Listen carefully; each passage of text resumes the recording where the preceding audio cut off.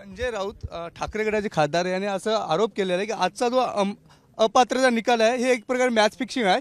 मुख्यमंत्री दावसला जात आहे म्हणजे यापूर्वीच मॅच फिक्सिंग झाली असा त्यांचा आरोप. कसं बघता त्यांच्या आरोपाकडे? काय लावले ते संजय राऊत तो फालताड माणूस ते. त्याला उठलं की तुम्हाला सांगतो दुसरा धंदाच नाही. कदर आणलाय त्याला. महाराष्ट्रातली जनता तुम्हाला सांगतो की याची टीव्ही लावली आणि हे पुढं दिसलं की तुम्हाला सांगतो बटन बंद करायली. त्याच्यामुळं तुमच्या मीडियावाल्याला माझी विनंती आहे की ते दाखवू नका हो खराब चेहरा. जरा चांगले माणसं दाखवा, काम दाखवा, विकास दाखवा. या महाराष्ट्राचे मुख्यमंत्री उपमुख्यमंत्री काय काम करतायत हे मला वाटतंय आपण दाखवावं. हे अशा फालताड लोकांच्या बाबतीत प्रश्न विचारू नये आमची तुम्हाला हात जोडून विनंती आहे. एक शेवटचा प्रश्न. उद्धव ठाकरे उठोबाकडे नेते आहेत, त्यांचा असा आरोप आहे की राहुल नार्वेकर यांनी संविधानानुसार निर्णय दिला तर हे 16 गद्दार घरी बसतील असा त्यांनी काल कोल्हापुरामध्ये आरोप केला. कसं बघता त्यांच्या आरोपाकडे? तुम्हाला सांगतो की न्यायदेवता हा न्यायदेवता असतो.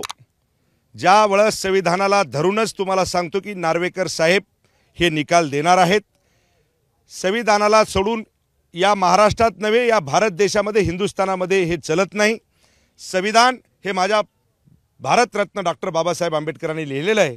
त्याच्यामुळं संविधानाला धरूनच हा निर्णय लागणार आहे आणि आम्हाला ठाम विश्वास आहे. आकडेवारी जर बघितली 40 आमदार कुठं, 12 खासदार कुठं, 74 जिल्हा प्रमुख कुठं, नगरसेवक कुठं, जिल्हा परिषदचे सदस्य कुठं, सर्वसामान्य शाखा प्रमुख कुठं आणि बूथ प्रमुख कुठं, ही जर तफावत जर बघितली तर हा निकाल सरसेनापती बाळासाहेब ठाकरे यांची कडवट शिवसेना जे घेऊन चाललेत सन्माननीय महाराष्ट्राचे मुख्यमंत्री आदरणीय एकनाथभाई शिंदे यांच्याकडूनच हा निकाल लागणार आहे. निकाल जर तुमच्या बाजूने लागला तर कशा प्रकारे जल्लोष होईल शिवसेनेचा? अहो, ज्या दिवशी या महाराष्ट्राचे मुख्यमंत्री आदरणीय एकनाथभाई शिंदे विराजमान झालेत त्या दिवसपासून या महाराष्ट्रातली जनता जल्लोषच करत आहे आणि आम्हाला तरी वाटते की निकाल आमच्याच बाजूला लागणार आहे. त्याच्यामुळं या ठिकाणी 4-4:30 वाजता ज्यावेळेस निकाल लागल त्यावेळेस आतिषबाजीच्या जल्लोषाने बँड डीजेच्या याने हा जल्लोष आम्ही साजरा करूया. राजकारणातील प्रत्येक अचूक बातमीचे सर्वात आधी अपडेट्स मिळवण्यासाठी सरकारनामाच्या सर्व सोशल मीडिया प्लॅटफॉर्मला लाईक, फॉलो आणि सबस्क्राईब करा.